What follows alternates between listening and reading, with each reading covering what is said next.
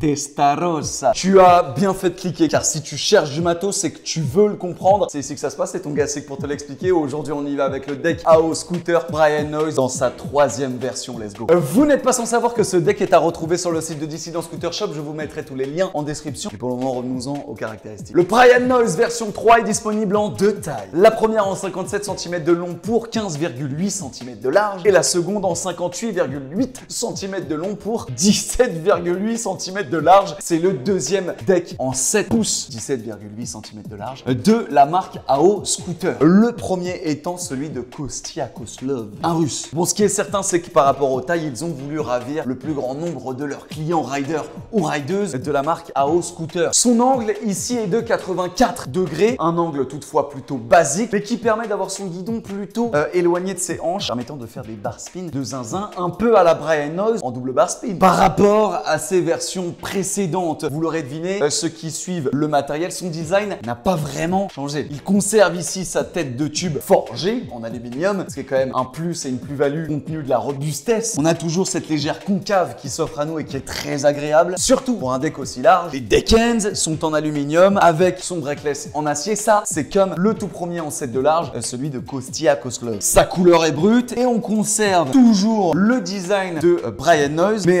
certains diront bon bah pourquoi il n'a pas changé. En tout cas, ça corrobore avec la direction artistique de Brian Noise. Je pense qu'il en est ravi. On a ici la Ferrari blanche Testarossa et on retrouve ici qui semble être l'alter ego de Brian Noise qu'on retrouve aussi sur la boîte. Brian Noise d'ailleurs qu'on a sur le dos ici en jet ski et cette fameuse femme en tenue légère et un poignard. On dirait une femme qu'on a extirpée d'un film hollywoodien. Et voilà, le graphisme lui n'a pas changé. Certes, mais en tout cas les finitions sont toujours très correctes. La force également des decks AO, c'est surtout qu'ils puissent accueillir la totalité quasiment des roues du marché. Ça c'est plutôt cool car ils fournissent ici les adaptateurs pour les roues en 24 de large, les roues en 30 de large, avec même ici on le voit des clalènes fournies avec. Par contre, vous n'aurez pas le droit à l'axe 12 standard si je ne dis pas de bêtises. Il faudra s'en procurer. Par exemple chez Dissident Scooter Shop. Son prix, il est affiché à 219 € pour la plus petite taille et à 10 € plus cher à 229 € pour la plus grande taille en 7 de large et en 58,8 cm de long. Point fort, ses dimensions, sa concave, son head tube forgé, évidemment ses compatibilités et sa robustesse. Moi j'aime bien aussi sa forme, elle est réconfortante. Point fort, non point faible. Point faible, son poids. Et voilà, c'est la fin de cet épisode du dos. J'espère que ça vous a plu et que ça vous plaît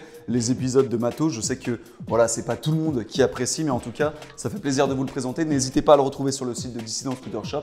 D'ici là, à la prochaine, passez de bonnes vacances, c'est l'été, kiffez.